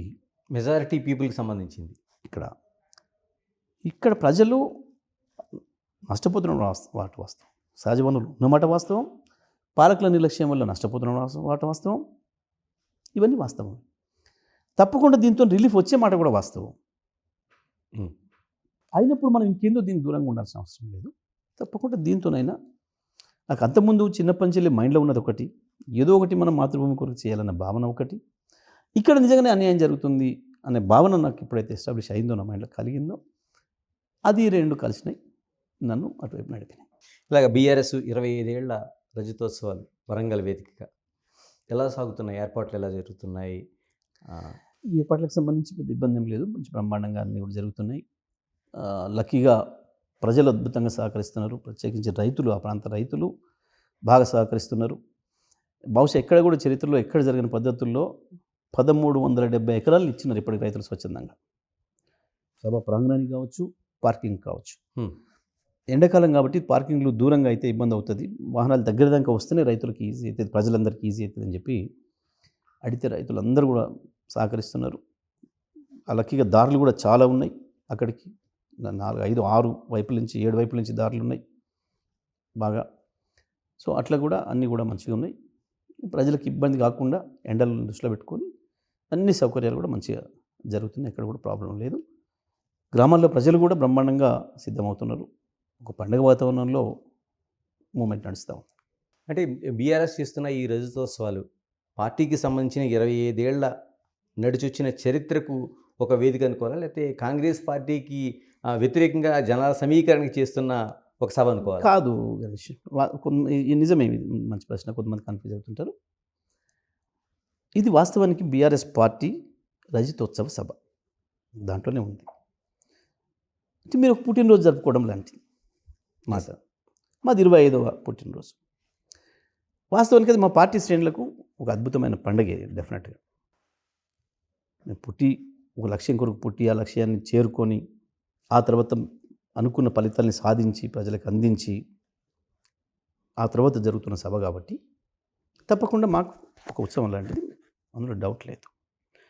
దీన్ని మేము ఇట్లానే ప్రారంభించుకునేటప్పుడు గమ్మత్తుగా ఇది నెమ్మదిగా టర్న్ తీసుకుంటుంది. ఏంటి అంటే మీరు అన్నట్టు ఈ కాంగ్రెస్ పార్టీ మీద వ్యతిరేకత వచ్చిన వాళ్ళు, దాంట్లో పర్టికులర్గా కాంగ్రెస్కు ఓటేసి మోసపోయినామని చెప్పి భావిస్తున్న వాళ్ళు, అది రైతాంగం కావచ్చు, యువకులు కావచ్చు, వివిధ రకాల ఉపాధి హామీ కార్మికులు కావచ్చు, ఆటో కార్మికులు కావచ్చు, ఇంకా రకరకాల ప్రజలు, వీళ్ళు మేము మోసపోయినామని భావిస్తున్న వాళ్ళందరూ కూడా ఈ సభకు రావాలని చెప్పి సిద్ధమవుతున్నారు. వాళ్ళ కోపాన్ని ఈ సభకు రావడం ద్వారా ప్రదర్శించాలి అనే ఒక భావన కనపడుతూ ఉంది వాళ్ళందరిలో. వాళ్ళందరూ దీన్ని ఆ సభగా తీసుకుంటున్నారు. వాస్తవం మనది. ఇది మొదటిది ఇదైతే, రెండవది అది ఇప్పుడు ఆ షేప్కి వచ్చింది. అయితే దీంట్లో ఇంకొకటి కూడా గమ్మత్తుగా జరిగింది. కాంగ్రెస్ పార్టీ వాళ్ళు అక్కర్లేనిది మాట్లాడి ఒకటి సృష్టిస్తున్నారు. ఇది టీఆర్ఎస్ సభనా, బీఆర్ఎస్ సభనా, ఎవరు జరుపుతున్నారు, ఎట్లా జరుపుతారు, మీరు ఎట్లా జరుపుతారు, ఇది మీరు బీఆర్ఎస్ అయితే మీరు 2 ఏళ్ళు 3 ఏళ్ళు అయింది వచ్చి, మీరు టీఆర్ఎస్ అయితే అప్పుడు 22 ఏళ్ళలో ముగిసింది, రకరకాలుగా మాట్లాడి లేని క్రియేట్ చేసేసి ప్రజల్లో ఒక ఉత్సాహాన్ని తెచ్చారు. ఇంకా అదనంగా వీళ్ళు తెలివి తక్కువతనమా ఇంకోట ఒక పార్టీ సభ జరుపుకోవడం అనేది ఆ పార్టీ ఇష్టం. కాంగ్రెస్ పార్టీ కూడా చాలా సభలు జరుపుతుంది. ఎవడేం ప్రశ్నిస్తాడు కదా, నువ్వు ఎందుకు జరుపుకుంటున్నావు అని ఇప్పుడు అడుగుతలేడు కదా. మొన్న ఏదో రాజస్థాన్లో కూడా జరిగింది, విలువ హెచ్చరిక నుంచి. ఇవాళ వాళ్ళు కూడా ఏదో చేస్తున్నట్టుంది, ఒకటి ఏదో సదస్సు సంథింగ్ ఏదో చేస్తున్నట్టుంది, ఏదో ఇంటర్నేషనల్ సదస్సు ఏదో చేసుకుంటాయి పార్టీలు. వాటి కార్యక్రమాలు ఏ పార్టీ అని చేసుకుంటున్నాయి. 100 సంవత్సరాలు పూర్తయినప్పుడు కాంగ్రెస్ 100 సంవత్సరాలు చేసుకుంది, 105 ఏళ్ళు చేసుకుంది, ఎవరైనా విమర్శలు చేయలే. కానీ ఇక్కడ వీళ్ళు ఈ అనవసరమైన విమర్శలు చేయడం ద్వారా ఒక మెసేజ్ ఇచ్చారు ప్రజలకి. ఓహో, ఇది కాంగ్రెస్ వ్యతిరేక సభ కావచ్చు, మేము కూడా పోవాలని చెప్పి కాంగ్రెస్ని వ్యతిరేకించిన వాళ్ళు కూడా తయారవడానికి ఒక ప్రాతిపదిక అయింది ఇప్పుడు. అది నెమ్మదిగా ఎక్కువ చర్చ జరిగి ప్రజల్లో ఒక పండుగ వాతావరణం వచ్చేసింది. ఒక రైతులు అందరూ ఇది మా పార్టీ, ఇది మన పార్టీ, మనది తెలంగాణ కొరికే పుట్టిన పార్టీ అన్న భావనతోని ఒక మంచి వాతావరణం నిర్మాణమై వచ్చింది. సో అట్లా బీఆర్ఎస్ పార్టీ రజతోత్సవ సభ కాస్త ఇప్పుడు కాంగ్రెస్ పార్టీ వ్యతిరేక సభ, ప్రభుత్వ వ్యతిరేక సభలాగా ఒక చర్చ వచ్చినమాట వాస్తవం అనేది. మీరు అంటున్నట్టు జనానికి ప్రతిపక్షాలు కావచ్చు, లేకపోతే అధికార పక్షం కావచ్చు, టీఆర్ఎస్కి 25 సంవత్సరాలు, ఇప్పుడు ఆ పార్టీ బీఆర్ఎస్. అదే ప్రశ్న మళ్ళీ వస్తే ఏం సమాధానం చెప్తారు? అంటే ఏ విధంగా సభకు వచ్చిన వాళ్ళని సైతం ఎలా కన్విన్స్ చేస్తారు? ఇక్కడ ఏం కన్విన్స్ ఎక్కడ అసలు కన్ఫ్యూజనే లేదు గణేష్. కన్ఫ్యూజన్ ఉంటే కన్విన్స్ చేయాలి నువ్వు. ఓకే. ప్రజలు చాలా స్పష్టంగా తెలిసే వస్తున్నారు. బీఆర్ఎస్ పార్టీ అసలు టీఆర్ఎస్ ఒక చారిత్రక సందర్భంలో పుట్టింది ఒక అవసరం కొరకు. ఆ తర్వాత ఇంకొక చారిత్రక అవసరంలో బీఆర్ఎస్గా మారింది. దాని నేపథ్యం చెప్తాను. మారిన తర్వాత అది రిజిస్టర్ చేసుకుంది, అది సభ చేసుకుంది, అది ఎన్నికలకు పోయింది, బీఆర్ఎస్గానే పిలువబడుతుంది. ప్రజలకి ఇక్కడ ఏం చిన్న కన్ఫ్యూజన్ లేదు. రాష్ట్ర ప్రజలకి ఎందుకు అనంటే జెండా మారలేదు, నాయకుడు మారలేదు, సింపుల్. దాని పేరేమన్నాడో నీ కేసీఆర్ సభ, ఇక ఇక్కడ కన్ఫ్యూజన్ ఎక్కడిది? దాని పేరేమన్నాడో నీ గులాబీ జెండా, కన్ఫ్యూజన్ ఏముంది? టీ ప్లేస్లో బి వచ్చింది. ఎందుకు? తెలంగాణ కొరకు మాత్రమే కొట్లాడినాడు, అది తెలంగాణకు రిప్రజెంట్ చేసినాడు, తెలంగాణ రాష్ట్ర సమితిగా ఉంది. తెలంగాణకు మాత్రమే పరిమితమై ఉన్నాడు, తెలంగాణ రాష్ట్ర సమితిగా ఉంది. ఏమని రాసుకుంది? తెలంగాణ రాష్ట్ర సాధనే ఏకైక ఎజెండాగా ఈ పార్టీని మేము ప్రారంభించుకుంటున్నాం అని చెప్పి వచ్చింది. నా స్వప్నం, నా ధ్యేయం తెలంగాణ రాష్ట్రమే అని చెప్పి కేసీఆర్ ప్రకటించి వచ్చింది. రాష్ట్రం ఏర్పాటైంది కదా, దాని లక్ష్యం నెరవేరింది కదా. దాని తర్వాత ఈ పార్టీ కొనసాగాలనా లేదా అనే దాని మీద కూడా చర్చ జరిగింది. ఒక దశలో కేసీఆర్ వద్దనుకున్నాడు, వాస్తవానికి రద్దు చేద్దాం, అయిపోయింది, నా ఏం నెరవేరింది, అయిపోయింది, పెద్ద ఉంటుంది, ఇంకా నేను హ్యాపీ రిటైర్ అవుతాను భావంతో ఉంది. సరే, ఆనాడు కాంగ్రెస్ పార్టీ డీల్ చేసే విధానంలో పొరపాటు జరగడం, ఈ లోపల ప్రజలందరిలో కూడా ఒక యాంగ్జైటీ రావడం, చాలా ప్రజా సంఘాలు అందరూ కూడా వచ్చేసేసి మీరు ఉండండి సార్ అని చెప్పి రిక్వెస్ట్ చేయడం, వాటన్నిటితో మళ్ళీ దీన్ని కొనసాగిద్దాం, ఒక రాజకీయ పార్టీగా కంటిన్యూ చేద్దాం, ప్రజలు అవకాశం ఇస్తే నిజంగానే వాళ్ళకి సరిపోయే పరిపాలన అందిద్దాం. ఎందుకంటే ఆ సందర్భంలో చాలామంది వచ్చి చెప్పిన మాట ఒకటి, సార్ ఈయనగాసి నక్కలపాలు చేయకండి, దీన్ని కొనసాగించండి, తెలంగాణ తెచ్చిన మీకు మాత్రమే తెలుసు ఈ రాష్ట్రంలో ఏం సమస్యలు ఉన్నాయి, ఏ వర్గం ప్రజల్లో ఏ బాధ ఉంది, ఏ వర్గం ప్రజలకి ఏ బాధలు ఉన్నాయో, ఏ ప్రాంతానికి ఏ నీళ్ళు తీసుకురావాలనో, ఏ ఇంచు భూమి ఏ చుక్కనైతే తడిపితే ఉపయోగమవుతుందో మీకు తెలిసినంతగా ఎవరికి తెలియదు. పైగా ఉద్యమ నాయకుడిగా, ఈ రాష్ట్రాన్ని సాధించిన నాయకుడిగా మీరుంటేనే ప్రజల సమస్యకు పరిష్కారం దొరుకుతుంది తప్ప, దాన్ని ఎందుకు తెచ్చినో దాని విలువ మీకు తెలుసు తప్ప, వాళ్ళు కాంగ్రెస్ తెలుగుదేశం నాయకులకు చెప్తే మళ్ళీ దాన్ని అమ్ముకుంటారు, అడిగి పోసేరు. వాళ్ళ చేతిలో పెట్టొద్దు ఈ రాష్ట్రాన్ని, ఈయనగాసి నక్కలపాలు చేయొద్దు అని చెప్పి చాలామంది వచ్చి మాట్లాడినారు, ప్రజా సంఘాలు అనేక మంది. ఆ సందర్భంలో సరే కొనసాగిద్దాం, మేము కూడా అందరం కూడా అనుకున్నాం, నిజమే కొనసాగిద్దాం, ఎన్నికలకు పోదాం, ప్రజలు అవకాశం ఇస్తే సర్వీస్ చేద్దాం, లేదు వాళ్ళు ఏ పాత్ర ఇస్తే ఆ పాత్ర చేద్దాం అనే ఉద్దేశంతో కంటిన్యూ చేస్తారు పార్టీ. చలో, ప్రజలు అవకాశం ఇచ్చారు, అద్భుతంగా. సో అట్లా ప్రజలు కోరినప్పుడు సరే కొనసాగిద్దాం, ప్రజలు ఇచ్చిన పాత్ర పోషిద్దామని చెప్పి నిర్ణయం తీసుకొని ఉన్నాం, సక్సెస్ అయినాం. ఆ తర్వాత భారతదేశంలో ఊహించిన పద్ధతుల్లో ఒక అద్భుతమైన పరిపాలన ఇచ్చడం, అనేక రంగాల్లో విజయాలు సాధించడం. ఆ క్రమంలో ఏం జరిగింది? పక్కన ఉన్న రాష్ట్రాలు, బార్డర్లో ఉన్న రాష్ట్రాలు, అక్కడి ప్రజలు పోల్చుకున్నారు, చూసినారు. దానికి మహారాష్ట్ర, ఇటువైపు కర్ణాటక. ఇక్కడ ఈ రైతుకు 6 గంటలు కాగానే ఆయనకు కరెంటు బంద్ అవుతుంది, మన రైతు 24 గంటల నీళ్ళు వస్తున్నాయి మోటార్కి. వీళ్ళు ఎక్కడానికి వెళ్ళారు? ముందేం మన వాళ్ళని అడిగి కొన్ని నీళ్ళు పెట్టుకునేది అవకాశం ఉంటే, వీళ్ళు నెమ్మది ఎక్కడ పోయినారు? ఈతలు మన దగ్గరకు వచ్చేసి 1 గుంట 2 గుంటలు 10 గుంటలు కొనుక్కొని ఇక్కడ బోర్ వేసుకొని మోటార్ పెట్టుకొని నీళ్ళు వారించుకోవడం మొదలుపెట్టారు. ఆ సందర్భంలో మన వాళ్ళు అభ్యంతరాలు చెప్పినా, మన డిపార్ట్మెంట్ వాళ్ళు అభ్యంతరాలు చెప్పి గడబడైనా కేసీఆర్ దృష్టికి వచ్చినప్పుడు, బతకనియండా ఏమవుతుంది, ఇంత రాసి పడినప్పుడు పక్షులు బతుకుతాయి, మనుషులు బతుకుతారు, ఇంతో వీళ్ళు బతుకుతారు, దారిమండి పోతుంటే రాలిపోతుంటుంది ధాన్యం, ఇంత పెద్ద రాష్ట్రం, ఇంత బడ్జెట్, బతికితే వాళ్ళు రైతులే కదా, 100 కోట్లు పోతున్నాయా, ఉండనియండి, ఎందుకు ఇబ్బంది పెడతారు వాళ్ళను అని చెప్పి వాళ్ళు తీయనేలే. రొటీన్గా మానవత్వంతో చెప్పిన మాట, రైతే కదా అని, సహజంగా రైతు మీద ఉండే ప్రేమతో. అట్లా ఎన్ని పెళ్ళైతే ₹1,00,000 ఇస్తున్నారు, వాళ్ళు చూస్తున్నారు, అక్కడికి ఇచ్చుకుంటారు. ఒకటే ఊర్లలో కూడా మన వాళ్ళు ఉంటారు. ఇక్కడ తెలంగాణ ఉంటుంది, అక్కడ మహారాష్ట్ర ఉంటుంది, ఇక్కడ మహారాష్ట్ర ఉంటుంది, అక్కడ తెలంగాణ ఉంటుంది, ఇట్లా జిగ్జాగ్ ఉంటాయి. ఇక అనేక రైతు బంధు 10,000 వస్తుంది, రైతు చచ్చిపోతే 5 లక్షలు వస్తుంది, వాళ్ళ అమ్మాయిని ఇంటికి ఇచ్చిన నెల తప్పితే వెంబటే తీసుకుపోయి చూపించడము, కేసీఆర్ కిట్ ఇవ్వడము, డెలివరీ అయిన తర్వాత తీసుకొచ్చి ఇవ్వడము, లేదా డెలివరీకి ఫోన్ చేస్తే వచ్చి అంబులెన్స్ తీసుకుపోయి డెలివరీ చేసుకొచ్చుడు, అనేక పథకాలు చూసిండ్రు. ₹2,000 పెన్షను, ఇవి బాగా కదిలిచ్చినాయి వాళ్ళని. వాళ్ళు నెమ్మదిగా ఆ చర్చ ఎక్కడికి పోయింది, మహారాష్ట్ర దాటి Hmm. గుజరాత్ కూడా చేరింది. అటు పంజాబ్ దాకా చేరింది. సహజంగా రైతులు చైతన్యవంతమైనారు కాబట్టి పంజాబ్ అండ్ హర్యానా, అటు గుజరాత్, మహారాష్ట్ర దాటి గుజరాత్ గ్రామాల్లో కూడా చర్చ జరిగింది. ఓకే. 24 గంటల కరెంట్ ఇస్తుండట ఫ్రీగా, అక్కడ ఏడాది 10,000 ఇస్తుండట. దాగదు కదా, ఆగదు కదా, చెడైనట్లే పోతుంది, మంచినట్లే పోతుంది.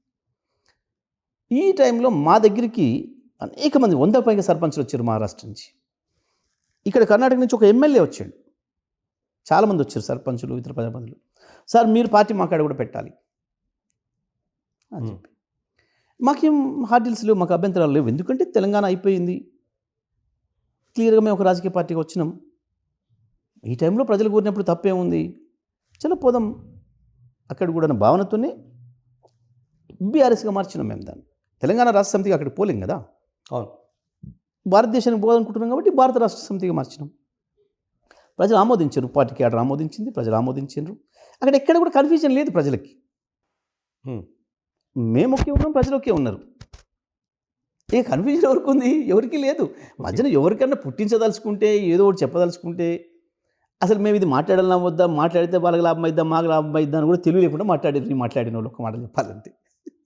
అంటే ఇప్పుడు ఈ రజతోత్సవ సభలు అనేవి జాతీయ పార్టీగా జరుగుతున్నాయా, లేకపోతే రాష్ట్ర పార్టీగా జరుగుతున్నాయి? బీఆర్ఎస్ పార్టీగా జరుగుతున్నాయి. బీఆర్ఎస్ పార్టీగా, అంతే కదా, బీఆర్ఎస్ పార్టీగా జరుగుతున్నాయి. అంటే దేశవ్యాప్తంగా ఉన్న ప్రతినిధులు సింపుల్. ఇక్కడ ఆ, మాకు మిగతా చోట శాఖలు లైవ్గా ఉంటే వాళ్ళు కూడా వస్తారు, Hmm. తప్పకుండా వస్తున్నారు. కర్ణాటక నుంచి మన మహారాష్ట్రలో ఉన్న వాళ్ళు వస్తున్నారు, మిగతా చుట్టూ వాళ్ళు కూడా వస్తారు. కాకపోతే ఏమైంది, తర్వాత కాలంలో మేము ఈ ఎన్నికల్లో ఏదైతే దెబ్బతిన్నామో, ఆ తర్వాత ఇప్పుడు అనువుగాని చోట అధికార రాదు అనేది ఒక సామర్థ్యం ఉంది. ఈ టైంలో మనం అక్కడికి పోయి అక్కడ అంతగా గొప్పగా చేసుకోవడానికి అవకాశం ఉండదు కాబట్టి మేము దాన్ని స్లో చేసుకున్నాం.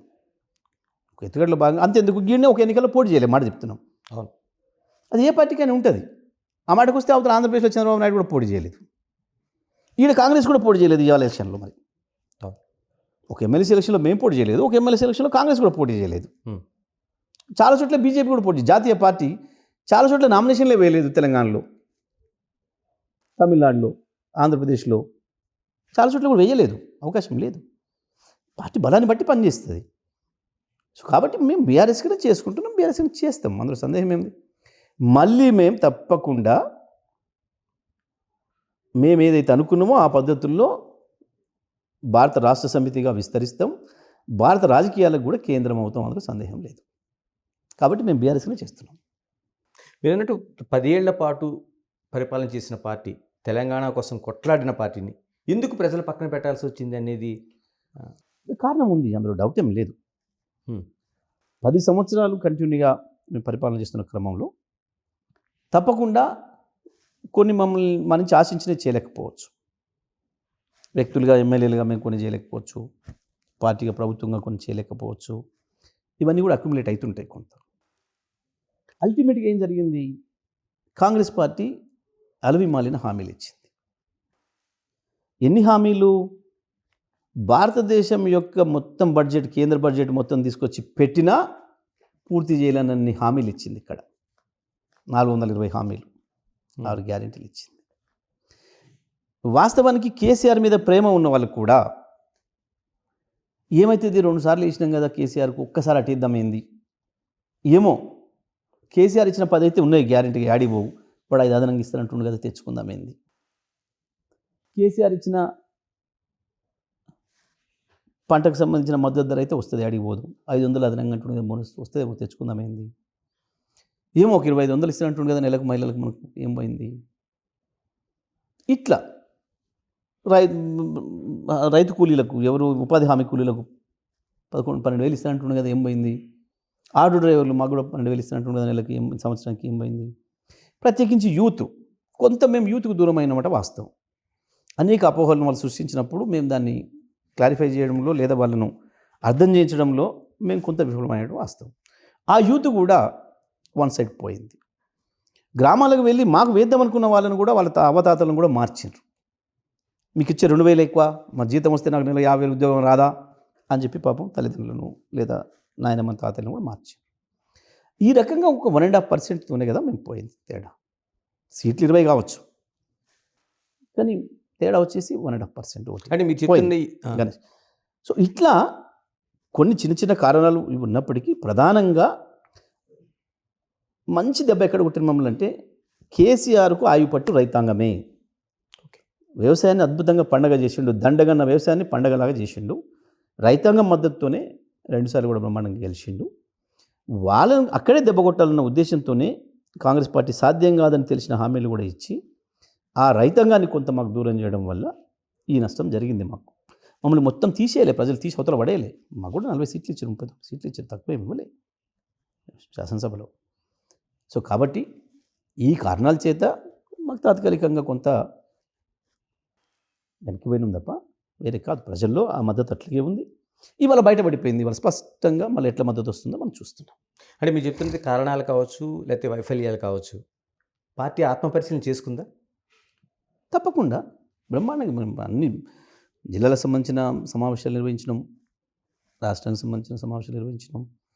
ఇక్కడ ఏం జరిగింది, మనం చేయాల్సింది ఎక్కడ ఏం చేసుకోలేకపోయినాం, లేదా ప్రతిపక్షం చేసిన దుష్ప్రచారం తిప్పికొట్టడంలో ఎక్కడ పోయినాం, ప్రజలకు ఇచ్చిన హామీలలో ఎక్కడేం చేయలేకపోయినాం, ఎందుకు ప్రజలు మంచి దూరమైనరు, ఎట్లా జరిగింది అనే విషయంలో మేము చాలా స్పష్టమైన ఆత్మవిమర్శ చేసుకున్నాం. దానికి తగ్గట్టుగా వచ్చింది. అందులో ఏం లేదు. జగదీష్ రెడ్డి గారు, మీకు సంబంధించి నల్గొండ జిల్లాకు సంబంధించి మాట్లాడితే 14 ఆ తర్వాత జరిగిన ఎన్నికల్లోన ఆ గ్రోత్ అనేది మీ జిల్లాకు సంబంధించి ఎమ్మెల్యేల శాతం అలా ఉవ్వెత్తున పెరిగింది. అవును, గడిచిన ఎన్నికల్లో మీరు తప్ప ఎవరు అసలు మిగతా వాళ్ళు ఎవరు ఓడిపోవడంతో, అంటే మిగతా రాష్ట్ర జిల్లాలతో పోల్చితే పూర్తి వైఫల్యం అనేది మీ జిల్లాలో కనిపించింది. అంటే దాన్ని ఎలా జిల్లాలో చూడాలి? ఒకటే చోట్ల కనిపించలే గణేష్ గారు. మన వరంగల్ కూడా అంతే ఫలితం ఉంది, మహబూబ్నగర్ అంతే ఉంది, ఖమ్మం అంతే ఉంది. ఈవెన్ నువ్వు ఎక్స్పెక్ట్ చేసిన చోట కరీంనగర్, నిజామాబాద్, ఆదిలాబాద్లో కూడా అంతే. అంటే మీ జిల్లాకు నిజామాబాద్లో సంబంధించి మీరు ఒకటి- ఏం విశ్లేషణ చేస్తారు మీ జిల్లాకు సంబంధించి? అంటే ఒక్క జిల్లాను ప్రత్యేకించి చూడటానికి లేదు. ఇవాళ మనకు దూరమైన వర్గాలు ప్రధానంగా నేను చెప్పిన మీకు ముందే ప్రధానమైనది రైతాంగం. ఇప్పుడు ఈ జిల్లాలో మనం చూసిన జిల్లాలన్నింటిలో కూడా రైతులే ప్రధానంగా ఉన్న జిల్లాలు, రైతులే ఫలితాలు నిర్ణయించే అవకాశం ఉన్న జిల్లాలు ఇవి. కాబట్టి ఫలితం అంతటి కూడా ఒకే తీరే ఉంది. నల్గొండ జిల్లాకు సంబంధించి వాస్తవానికి 2014లో మీరు అన్నట్లు ఎవరు ఊహించలేదు అసలు. నేను కాదు, ఒక సీటు కూడా గెలిస్తే ఊహించలే ఎవరు కూడా. మాకు లెక్కనే లేదు. వేస్తే 2 వస్తే బోని రాలేరు, వస్తే రావు అన్న పద్ధతిలో ఉండే. ఎవరు ఊహించిన పద్ధతిలో 6 సీట్లతో నానాడు వచ్చిన. ఆ తర్వాత స్పష్టంగా చెప్పి ఈసారి హుజూర్నగర్ గెలుస్తాం, ఈసారి నల్గొండ గెలుస్తాం, ఈసారి జానారెడ్డిని ఓడగొడతాం అని చెప్పి మరి ఓడగట్టగలేము. ఎట్లా? రైతాంగంతో. నేను మీకు ముందు నుంచి చెప్తున్నట్టుగా నల్గొండ జిల్లా వ్యవసాయక ఆధారంగా ఉన్న జిల్లా. రైతుల్ని సంతృప్తిగా ఉంచగలిగితేనే జిల్లా రాజకీయాల్లో సంతృప్తిగా ఉండగలుగుతాం. 14లో ఈ ప్రాంతాలు రాలే నాకు. చూడండి మీరు, కృష్ణా బెల్ట్ మొత్తం కూడా అంతా వాళ్ళే గెలిచిండ్రు. అవును, దేవరకొండ, నాగార్జునసాగర్, మిర్యాలగూడ, నల్లగొండ, హుజూర్నగర్, కోదాడ మొత్తం వాళ్ళే గెలిచిండ్రు. ఇటు రాట్ ప్రాంతంలో మేము వచ్చినాం. రైతాంగాన్ని ఎప్పుడైతే మేము సాటిస్ఫై చేసినామో, అద్భుతంగా కేసీఆర్ తీసుకున్న నిర్ణయాల వల్ల రైతులు సంతోషపడ్డారో ఆ ప్రాంతం మొత్తం గెలిపించారు. ఇలా మీ పార్టీ- ఎప్పుడైతే మళ్ళీ నిన్న రైతుల్ని మన నుంచి దూరం చేయగలిగారో మళ్ళీ దెబ్బతిన్నాం. సో మళ్ళీ రివర్స్ బౌన్స్గా అంతే ఉంటుంది. మళ్ళీ 12 ఉంటాయి రేపు మాకు. ఇలా మీ పార్టీ అంతర్గత విషయానికి ఒకసారి మాట్లాడుతాం. ఎప్పుడు చర్చ జరిగినా పార్టీలో కేసీఆర్ ఎప్పుడు నెంబర్ 1, అందులో డౌటే లేదు. నెంబర్ 2 ఎవరనేది చాలా వరకు అంటే ప్రతిపక్షాలు కావచ్చు, లేకపోతే ప్రజలు కావచ్చు, ఒక చర్చ జరుగుతూ ఉంటుంది. అంటే ఈ ప్రశ్నకి చాలామంది దాన్ని దాటవేస్తే ఉంటుంది. జగదీష్ రెడ్డి ఏం చెప్తారు? అసలు ఇంకా దాని చర్చకు వేరే ఆస్కారమే లేదు. కేసీఆర్ గారు ప్రెసిడెంట్, కేటీఆర్ వర్కింగ్ ప్రెసిడెంట్. క్లియర్గా ఉంది. అక్కడ అనుమానాలు ఎక్కడిది, ఇంకెక్కడిది, అక్కడ కన్ఫ్యూజనే లేదు. ఎందుకు KCR party president, KTR working president. ఇక్కడ వేరే ఎందుకు ఇంకా అనుమానం పడాలి? ఇంకా చాలా క్లియర్గా ఉంది కదా. ఇవాళ వర్కింగ్ ప్రెసిడెంట్ నడుపుతున్నాడు కదా మొత్తం. ఇంకా అనుమానాలు ఎందుకు దాంట్లో? చాలా స్పష్టంగా నిర్ణయం తీసుకున్నాం. అన్ని సమావేశాలు నిర్వహిస్తున్నాడు ఆయన, కేటీఆర్ గారు. చాలా బ్రహ్మాండంగా నడుస్తుంది పార్టీ. అంటే హరీష్ రావు ప్రాధాన్యత తగ్గించుకుంటున్నాడా, మీరు తగ్గిస్తున్నారు? హరీష్ రావు ప్రాధాన్యతను, జగదీష్ రెడ్డి ప్రాధాన్యతను, ఇంకో ప్రాధాన్యతను ఎవరు తగ్గిస్తారు, పెంచుతారు అనేది ఇది అసలు పనికిమాలిన వాదన. ఎందుకనంటే పార్టీలో పనిచేస్తున్నప్పుడు అందరం పని చేస్తాం. నేను కూడా ఉన్నా 2001 నుండి ముందు నుంచి ఉన్న పార్టీ మనం ప్రారంభమైనప్పటి నుంచి ఉన్నా. అట్లా నాగలో చాలా మంది ఉన్నారు మాలాగా. నిరంజన్ రెడ్డి గారు ఉన్నారు, అక్కడ మనసునాచారి గారు ఉన్నారు, ఇక్కడ రకరకాలుగా అనేక చోట్ల నుంచి అనేక మంది ఉన్నాం, పనిచేస్తూనే ఉన్నాం. కోపల ఈశ్వర్ ఉన్నాడు, పనిచేస్తున్నాం. ఆ తర్వాత క్రమంలో కూడా వచ్చిన వాళ్ళు వచ్చినట్లు అకామిడేట్ అవుతున్నారు, పని చేస్తున్నారు. ఎవరి ప్రాధాన్యత వాళ్ళకి ఉంటుంది. కొంతమందికి మీడియా ఎక్కువ ఎక్స్పోజ్ చేయొచ్చు, కొంతమందికి ఇవ్వకపోవచ్చు, అది వేరు. అంత మాత్రాన హరీష్ రావుని ఏదో తగ్గిస్తున్నాను, జగదీష్ రెడ్డిని తగ్గిస్తున్నాను, మనసునాచారిని తగ్గిస్తున్నాను, ఇటువంటి కరెక్ట్ కావు. సరే, రాజకీయాల్లో సహజంగా ఒక పార్టీ ఇంకో పార్టీ మీద ఏదో ఒకటి చేయాలి, దాన్ని బలహీనం చేయడానికో, దాని మీద అనుమానాలు కలిగించడానికో, ఏదో ఒక విమర్శ చేయడం కొరకో చేస్తే చేయొచ్చు. కానీ హరీష్ రావు గారు కూడా అనేక సందర్భాలు ప్రకటించిండు, నేను కేటీఆర్ నాయకత్వంలో పనిచేస్తా ఉన్నా, పనిచేయడానికి సిద్ధంగా ఉన్నా అని. వర్కింగ్ ప్రెసిడెంట్గా ఆయనకు అవకాశం ఇచ్చిండు కాబట్టి కేసీఆర్ గారు ఆయన నాయకత్వంలో పనిచేస్తామని చెప్పి హరీష్ రావు గారు చెప్పినాక ఇంకా చర్చ ఎక్కడిది ఇక్కడ? ఇది కావాలని చెప్పి కొంతమంది రాయొచ్చు మీడియాలో కూడా. కొంతమంది మొదటి నుంచి కేసీఆర్ శత్రువులు ఉన్నారు, తెలంగాణ రావడం ఇష్టం లేని వాళ్ళు ఉన్నారు, మొదటి నుంచి ఉన్నారు, ఇప్పుడు కూడా కొనసాగుతున్నారు. అటువంటి వాళ్ళు కొన్ని అపోహలు సృష్టించడానికి, మా క్యాడర్లో కొంత ఏదైనా గందరగోళం సృష్టించడానికో, ప్రజల్లో అనుమానాలు సృష్టించడానికో చేయవచ్చు. ఇప్పుడు మళ్ళీ బీఆర్ఎస్ పార్టీ బ్రహ్మాండంగా లేస్తుంది, రివర్స్ బౌన్స్ అవుతుంది అని వస్తుంది కాబట్టి మళ్ళీ ఈ టైంలో ఇటువంటి ఏదైనా సృష్టిద్దామని చెప్పి కొంతమంది ఏదైనా చేసుకోవచ్చు. కానీ అందరం చాలా క్లియర్గా ఉన్నాం. పార్టీలో టాప్ టు బాటమ్ కేసీఆర్ గారు ప్రెసిడెంటు, కేటీఆర్ వర్కింగ్ ప్రెసిడెంటు, వాళ్ళ నాయకత్వంలో పనిచేస్తున్నాం అనే విషయంలో హరీష్ రావు గారితో సహా అందరం కూడా మనస్ఫూర్తిగా పనిచేస్తున్నాం. వాళ్ళు ఏం తేడా లేదు. అంటే కవితమ్మ ప్రయాణం ఏదో ప్యారలల్గా సాగుతుంటుంది. ఎందుకంటే ఆవిడ ఇచ్చిన ప్రకటనలో ఉండే కేసీఆర్కి కార్యకర్తలకి మధ్య నేను వారధిగా ఉంటానని ఒక ప్రకటన అనేది చేశారు. దాన్ని ఎలా చూడాలి? నేను చూడలే ఆ ప్రకటన. కానీ కేసీఆర్ ఆమె కూడా మా సభ్యురాలు, మా దాంట్లో సభ్యురాలు, పనిచేస్తూనే ఉంటుంది అందరిలాగా. దానికి ఏం పెద్ద ప్రత్యేకత ఏం లేదు. ఆమె కూడా పనిచేస్తుంది. హరీష్ రావు చేసినట్టు, నేను చేసినట్టు, ఇంకోటి చేసినట్టు. తను కూడా మాజీ పార్లమెంట్ సభ్యురాలు, ఇప్పుడు కౌన్సిల్ మెంబరు, ఎమ్మెల్సీగా ఉంది. తను కూడా పనిచేస్తుంది. దాంట్లో పెద్ద వేరే ఏం లేదు. మీరు తెలంగాణ రాష్ట్రానికి ముందు ఉమ్మడి రాష్ట్రంలో కూడా ఒక విద్యార్థిగా కావచ్చు, లేకపోతే మిగతా అంశాల్లో కావచ్చు, పక్క రాష్ట్రంతో మంచి సంబంధాలతో కలిగి ఉన్న లీడర్ మీరు. ఇప్పుడు ఎలాంటి సంబంధాలు ఉన్నాయి?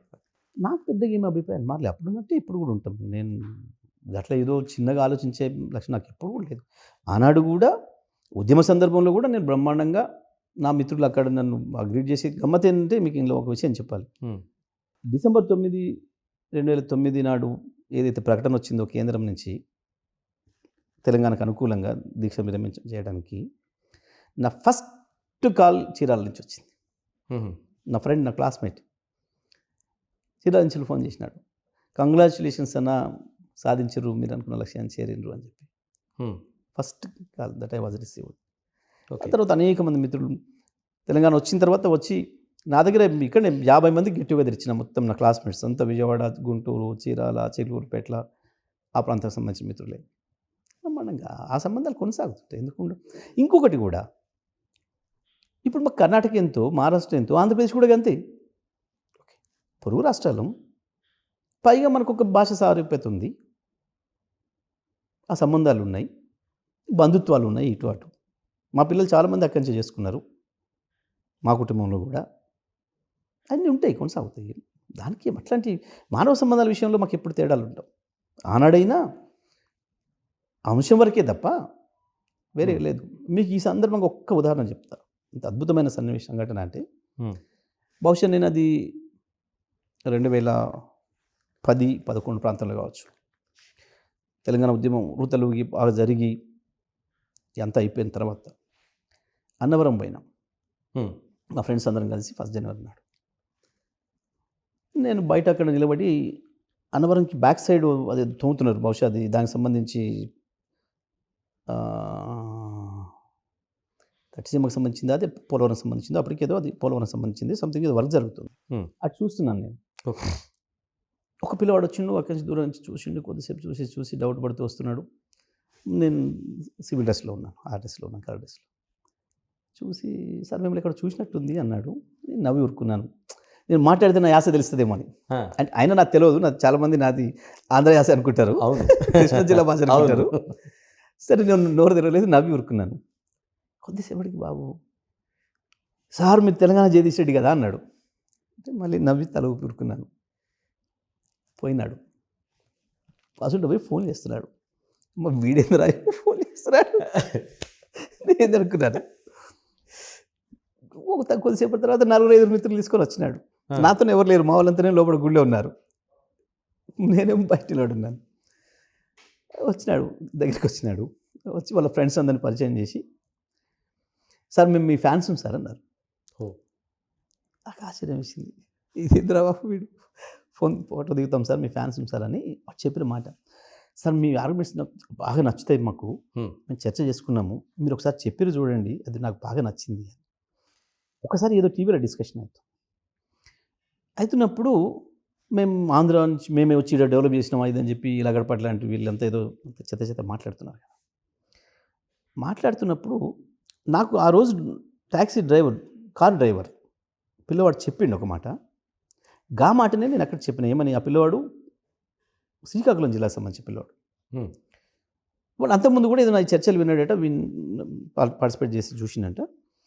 వాడు కూడా నాతో ఏమన్నంటే, సార్ మీరు అంతకుముందు ఒకసారి చెప్తుంటే విన్నా నేను, మీరు విజయవాడలో గెలిచిన వాళ్ళు, రాజమండ్రిలో గెలిచిన వాళ్ళు, శ్రీకాకుళంలో విశాఖపట్నంలో గెలిచిన వాళ్ళు, లేదా తిరుపతిలో చిత్తూరులో గెలిచిన వాళ్ళు హైదరాబాద్కి వచ్చి హైదరాబాద్ని ఎందుకు డెవలప్ చేయాలి? మీ ప్రజలు మిమ్మల్ని గెలిపించింది వాళ్ళ ఊరు డెవలప్ చేయమని కదా మిమ్మల్ని గెలిపించింది, మేము వచ్చి హైదరాబాద్ డెవలప్మెంట్ చేసి మాట్లాడుతున్నారు అంటే మీరు మీ ప్రజలకు ద్రోహం చేస్తున్నారు కదా. మీరు అక్కడనే కనుక డెవలప్ చేస్తే అక్కడ ప్రజలు ఇక్కడికి ఎందుకు వచ్చి బతకాలి? ఏ ప్రాంతం వాడు ఆ ప్రాంతాన్ని డెవలప్ చేయమని కదా నీకు వేసేది ఓటు.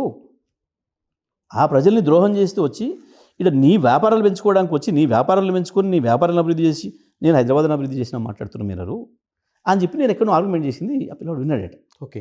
విని వాడు ఏం చెప్పిండు నాకు, వాడు నేను కాళ్ళ కూర్చోని నేను దండం పెట్టిండు. పెట్టి, సార్ నాకు కళ్ళ నీళ్ళు వస్తున్నాయి, మీరు చెప్పిన మాటలు చాలా విన్నా నేను, మా వాళ్ళందరూ మాట్లాడుకుంటాము, నిజంగా మీరు చెప్పినట్లు మా వాళ్ళు కనుక అక్కడనే అభివృద్ధి చేస్తే నాకు శ్రీకాకుళం నుంచి వచ్చి ఇక్కడ డ్రైవర్గా పనిచేసి అక్కర్లేదు. నాకు ఇచ్చే జీతం 9,000, 3,500 ఇంటికి రాయికే పోతున్నాయి. ఒక్కసారి మా ఊరి పోయి వస్తే నాకు అయ్యే ఖర్చులకు మళ్ళీ ఇల్లు గడవడం కష్టం. మొన్న మా అమ్మకు బాగలేదంటే పోయి వచ్చిన, మళ్ళీ 3,500 రూపాయలు ఖర్చు అయినాయి. ఇంటికి రాయి 3,500 పోయినాయి, 3,500 దానికి ఖర్చు అయినాయి. వారం రోజులు పోయింది, నా జీతం కట్ అయింది, ఇప్పుడు నాకు తినడానికి ఇబ్బంది ఉంది అని చెప్పి ఆ పిల్లవాడు చెప్పి, ఇదే వాళ్ళు అక్కడ డెవలప్ చేస్తే నాకు అక్కడ ఆ ఉద్యోగం, డ్రైవర్ ఉద్యోగం దొరికితే ఆనే చేసుకొని బతుకుతా కదా, వైజాగ్ ఉన్నో అక్కడనో ఎక్కడనో, ఇంత దూరం వచ్చి నాకు ఇంత ఇబ్బంది పడే పని లేదు కదా సార్ అన్నాడు పిల్లవాడు. ఇదే విషయాన్ని నేను చెప్పిన ఆ రోజు డిస్కషన్లో. ఇది అక్కడున్న ఆంధ్రాలో ఉన్న సగటు మనుషుల యొక్క ఆలోచన ఇది అని చెప్పి నేను మళ్ళీ చెప్పిన. ఇది ఆ పిల్లలు విన్నారట, యూత్ విని, ఒకసారి మీరు ఇది చెప్పిండ్రు, ఇది నిజంగా మాకు బాగా నచ్చింది, మా వాళ్ళు మాకు ద్రోహం చేస్తున్నారు, మీరు అన్నట్టు వీళ్ళు వచ్చి గాడిని డెవలప్ చేయాలి. ఆయన వాళ్ళు అక్కడేం డెవలప్ చేస్తారు, అక్కడ ఎంపీలు ఎమ్మెల్యేలు లేరు, వాళ్ళు చేసుకుంటారు కానీ వాళ్ళ నియోజకవర్గాలు, వీళ్ళ వ్యాపారాల కొరకు మాకు ద్రోహం చేసి వాడు చేస్తున్నారు అని చెప్పి మాకు బాగా నచ్చుతుంది సార్ మీది అని చెప్పారు. నాకు నిజంగా కూడా సంతోషం వేసింది. అంటే నా ఆర్గ్యుమెంట్ ప్రజలకి వీళ్ళకి కూడా నచ్చే పద్ధతిలో ఉంది అని చెప్పి. అట్లా నా ఫ్రెండ్స్ కూడా చాలాసార్లు మాట్లాడుతుంటారు ఫోన్ చేసి, ఎప్పుడైనా ఇట్లాంటి చర్చలు జరిగినప్పుడు, అప్పుడు ఇప్పుడు బాగా. సో అట్లా నాకు ఈ ప్రాంతం తేడా లేదు, ఎప్పుడైనా అదే ఆత్మీయత ఉంది. ఆ తర్వాత ఇంకా ఆత్మీయత పెరిగింది తప్ప తగ్గలే. అంటే మాజీ ముఖ్యమంత్రి వైఎస్ జగన్తో మంచి సంబంధాలు ఉన్నాయని అంటుంటారు. అంటే భావ సారూప్యత లేదా బంధుత్వం ఏమైనా ఉందా? అసలు నాకు జగన్కు పరిచయమూ లేదు, మేమన్నాడు మాట్లాడుకోలేదు. అసలు నాకు అటువంటి అవకాశమే లేదు. వాస్తవానికి నేను చంద్రబాబు, వైఎస్ రాజశేఖర్లను ఇద్దరిని ఒకే తిరిగా చూస్తా. ఓకే, తెలంగాణ వ్యతిరేకులుగా ఏం తేడా చూడండి ఇద్దరిలో. నాకు అభిప్రాయం ఉంటుంది వాళ్ళ మీద ఎప్పుడు కూడా. కాబట్టి నాకు పెద్దగా పక్క రాష్ట్ర నాయకుడిగా ఆయనను చూస్తే గౌరవిస్తే అంతే తప్ప నాకు పెద్దగా ఆయన ప్రత్యేకమైన ఇదేం లేదు. మేమన్నట్టు కలుసుకోలేదు, షేక్ హ్యాండ్ కూడా ఇచ్చుకోలేదు ఇప్పటివరకు. చివరిగా చెప్పండి, 10 ఏళ్ల పాటు పరిపాలన చేశారు, తెలంగాణ ఆవిర్భావం కూడా జరిగింది. ఇంత జరిగిన తర్వాత ఇంకా తెలంగాణ సెంటిమెంట్కి ఏమైనా ఆస్కారం ఉందా? అటువంటి అవకాశం? గణేష్ గారు, ఇక్కడ అసలు తెలంగాణ ఎప్పుడు సెంటిమెంట్ కాదు. Telangana always reality. సెంటిమెంట్ అనేది ఒకసారి వస్తుంది, పోతుంది, నిలబడదు. కానీ ఇది తెలంగాణ రియాలిటీ కాబట్టి నిలబడింది. తెలంగాణ రాష్ట్రం అనేది ఒక భౌగోళిక ప్రాంతం, ఇది రాష్ట్రంగా ఏర్పడవలసిన అవసరం, అది రాష్ట్రంగా ఏర్పడి తిరిగింది. ఆ రాష్ట్రంగా ఏర్పడక ముందు ఏమేమైతే నష్టాలు జరుగుతున్నాయి అనుకున్నామో రాష్ట్రంగా ఏర్పడిన తర్వాత అవన్నీ పూడ్చుకున్నది. ఉదాహరణకు కరెంటు, మా కరెంటు మేము చేసుకున్నాం. సమైక్యాంధ్రలో వాళ్ళు చేయలేని విజయాన్ని మేము సాధించిన 24 గంటల కరెంట్ ఇచ్చుకున్నాం. మా నీళ్ళు మేము తీసుకున్నాం. తెలంగాణ రాష్ట్రం ఏర్పడే నాటికి 40 లక్షల మెట్రిక్ టన్నులు ఉన్న ధాన్యాన్ని 3 కోట్ల మెట్రిక్ టన్నుల ధాన్యానికి పెంచినాం. ఓకే, భారతదేశంలో నెంబర్ 1 అయినాం. పంజాబ్ని దాటిపోయినాం. భారతదేశానికి అన్నపూర్ణ అయినాం. మేము వచ్చే నాటికి ఎక్కడనో 15, 18, 20 స్థానంలో ఉన్న అనేక రంగాలు, ఉదాహరణకు మాంసం ఉత్పత్తి కావచ్చు, మేము నెంబర్ 1 అయినాం. పాల ఉత్పత్తిలో నెంబర్ 1 అయినాం. చివరికి చేపల ఉత్పత్తిలోనైనా మేమే నెంబర్ 1 ఉంటామనుకున్న ఆంధ్రప్రదేశ్ దాటి 23, 24లో చేపల ఉత్పత్తిలో కూడా తెలంగాణ నెంబర్ 1 అయినాం. ఈ రకంగా అనేక విజయాల్ని వాస్తవాలకు చేసి చూపించడం మేము. ఇది సెంటిమెంట్ కాదు, ఇది 100% రియాలిటీ. జరిగిన నష్టాన్ని పూడ్చుకున్నాం, రాష్ట్రం తెచ్చుకోవడం ద్వారా జరిగింది. ఇది ఇవాళ ఉన్నాం మనం ఇట్లా. కాబట్టి ఇప్పుడు మళ్ళీ ఇంకేందో తెలంగాణ ఉద్యమం వచ్చే అవసరం లేదు, రాదు. ఎందుకు? ఒకసారి ఒక లక్ష్యం చేరుకున్నాం. ఇప్పుడు భారతదేశానికి స్వతంత్రం కొరకు పోరాటం చేశారు. స్వతంత్రం వచ్చిన తర్వాత కూడా ఇంకా స్వతంత్ర పోరాటం ఉంటుంది, ఎక్కడన్నా ఉండదు కదా. అట్లాగే ఇది కూడా. సో కాబట్టి ఇప్పుడు ఇంకేదో మళ్ళీ సెంటిమెంట్ అనో ఇంకోటనో లేదు. అది ఇలా జరగబోయే ఎన్నికలకు సంబంధించి అంటే రాష్ట్రంలో ఇప్పటికి అధికారంలో కాంగ్రెస్ ఉంది, బీఆర్ఎస్ ఉంది, బీజేపీ ఉంది. అంటే 2 పార్టీల పోటీగా చూడబోతున్నాం, లేకపోతే 3 పార్టీల పోటీగా భవిష్యత్తు చూడబోతున్నాం? కేవలం బీఆర్ఎస్కు అవతల వైపు కాంగ్రెస్సే ఉండే అవకాశం. ఓకే, ఇక్కడ బీజేపీ స్కోప్ లేదు. మనం శాసనసభలో వాళ్ళ పర్ఫార్మెన్స్ చూసినాం, శాసనసభ ఎన్నికల్లో పర్ఫార్మెన్స్ చూసినాం, తర్వాత జరుగుతున్న శాసనసభలో పర్ఫార్మెన్స్ కూడా చూస్తున్నాం. ఇక్కడ తెలంగాణలో బీజేపీ అనేది కాంగ్రెస్కు తోక పార్టీగానే ఉంది. తెలంగాణ బీజేపీ కాంగ్రెస్కు తోక పార్టీ ఉంది. చాలా విషయాలలో ప్రజలకు అండగా నిలబడాల్సిన పార్టీ, ప్రతిపక్ష పార్టీ కాంగ్రెస్కి అండగా నిలబడ్డది, ప్రభుత్వానికి అండగా నిలబడ్డది. హైడ్రా విషయంలో మద్దతు ఇచ్చిండ్రు, మూసీ విషయంలో మద్దతు ఇచ్చారు, లగసేల విషయంలో మద్దతు ఇచ్చారు, ఏసీ విషయంలో కూడా ఏం మాట్లాడతలేరు. ప్రతిపక్షం కూడా ఇక్కడ విఫలమైంది. చాలా ఆశ్చర్యంగా మోడీ ఆశీస్సులు కూడా ఇక్కడ ఉన్న ప్రభుత్వానికి కనబడుతున్నాయి, అనేక సందర్భాలు కనబడుతున్నాయి. వాళ్ళిద్దరు కలిసి పనిచేస్తున్న సందర్భాలు కనబడుతున్నాయి. అది ఒక కారణం బీజేపీ లేపలేకపోవడానికి. రెండవది, ఇక్కడ ప్రూవ్ అయిన నాయకుడు ఉన్నాడు ఆల్రెడీ, కేసీఆర్. తను నిరూపించుకున్న నాయకుడు ఉన్నాడు. ఇవాళ ప్రజలు ఏం బాధ వచ్చినా కేసీఆర్ని గుర్తు చేసుకుంటున్నారు. ఏ కష్టం వచ్చినా తెలంగాణ భవన్ ఒకటి కేర్ ఆఫ్ ఉంది అని చెప్పి వస్తున్నారు వాళ్ళంతా వాళ్ళే. ఇటువంటి పరిస్థితులలో మళ్ళీ టీఆర్ఎస్ఏ ఇక్కడ నిలబడుతుంది. ఇక అది ముక్కినా మూలిగినా కాంగ్రెస్ పార్టీ నిలబడుతుంది అవతల వైపు. బీజేపీ అనేది ఎందుకో తెలంగాణ ప్రజలకు సూట్ కాదు, తెలంగాణ ఆలోచనలకు సూట్ కాదు, కాబట్టి లేవదు. ఇది ఒకవైపు. ఇంకొక వైపు దేశవ్యాప్తంగా కూడా బీజేపీ తగ్గుతుంది బాగా. వాస్తవానికి మొన్న ఓడిపోయింది బీజేపీ, మోడీ ఓడిపోయింది మొన్న. ఇతరుల మీద ఆధారపడే స్థితికి వచ్చిండు. సొంతంగా ప్రభుత్వం నడిపిన బీజేపీ ఇవాళ ఇతరుల మీద ఆధారపడి 16 సీట్లు ఉన్న వాళ్ళ మీద 10 సీట్లు ఉన్న వాళ్ళ మీద ఆధారపడి భయపడకుండా పనిచేసే స్థితికి వచ్చింది. 320 నుంచి 240కి వచ్చిండంటే ఓడిపోయింది మోడీ. దేశ ప్రజలు తిరస్కరించారు వాస్తవానికి. ఈ విషయాన్ని చక్కగా చెప్పే తెలివి అవతల రాహుల్ గాంధీకి లేక నడుస్తూ ఉంది ఇట్లా. వాస్తవానికి మోడీ అంతటా ఫెయిల్యూరే. ఇవాళ యూత్ కూడా ఇంకా అయిపోయింది. యూత్లో కూడా ఆ సెంటిమెంట్ అని మీరు ఇక్కడ అన్నారు చూడు, ఆ లేని సెంటిమెంట్లను రగిలించి పబ్బం కట్టుకునే ప్రయత్నం చేసిండ్రు. అది రామాలయం కావచ్చు, ఇంకోటి కావచ్చు. సెంటిమెంట్లతో ప్రజల కడుపులు నిండవు, అది ప్రూవ్ అయింది. ఓకే, 2 కోట్ల ఉద్యోగాలు అటకెక్కినాయి. ఎక్కడో 2 కోట్లు కదా, 2 లక్షలు 2 ఇయ్యలే, ఉన్నాయి పీకి 20 లక్షల ఉద్యోగాలు. బ్లాక్ మనీని బయటికి తెస్తానడు తేలే, మనిషి 15 లక్షలు ఇయ్యలే. ఎక్కడ ఇది జరగలేదు మోడీ చెప్పింది.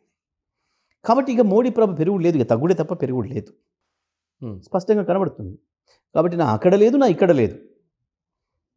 కాంగ్రెస్ పార్టీ జనరల్గా బేస్ ఉన్న పార్టీ కాబట్టి ఉంటుంది. అదే ఎంత దూరం వస్తుంది అనేది ఎక్కడికి వచ్చినా గదే ఉంటుంది తప్ప బీజేపీకి తెలంగాణలో స్కోపే లేదు. దాని చర్చలు కూడా ఉండదు. రేపు ఎన్నికలు కొంతమంది పార్లమెంట్ ఎన్నికలను తెస్తారు. వాళ్ళకి 8 వచ్చినాయి, మీకు 0 వచ్చినాయి. వాస్తవమే, పార్లమెంట్ ఎన్నికలు మొన్న ఈ దేశం మొత్తం నిలువున చీలింది. కాంగ్రెస్ టీమా, మోడీ టీమా, ఈ 2 టీములు కాని వాళ్ళని ఎవరిని కూడా ఆదరించలేదు ఎక్కడ కూడా. ఒక మమ్మల్నే కాదు. ఓకే, ఇక్కడ జగన్ ఉన్నాడు, అక్కడ బీహార్లో నితీష్ కుమారుడు ఉన్నాడు. ఇట్లా అనేక చోట్ల ఇవ్వలేదు. అయితే ఆ జట్టుతున్న వాళ్ళకి ఇచ్చారు, లేదా ఈ జట్టుతున్న వాళ్ళకి ఇచ్చారు. ఈసారికి పర్టికులర్గా దేశంలో నిలువున మోడీ సపోర్టా, కాంగ్రెస్ సపోర్టా ఏ అలయన్స్లో ఉన్నారు అనే వాళ్ళని చూసి మాత్రమే గెలిపించినారు. అక్కడ బిజు పట్నాయక్ కూడా ఓడగొట్టినారు, పార్లమెంట్లో ఒక సీట్ ఇవ్వలేదు. సో చివరి నిమిషంలో అయినా మమత కాంగ్రెస్తో కలిసింది, ఆడిచ్చిండ్రు. తమిళనాడులో వాళ్ళు కాంగ్రెస్తో కలిసిండ్రు, అక్కడ ఇచ్చిండ్రు ఫలితం.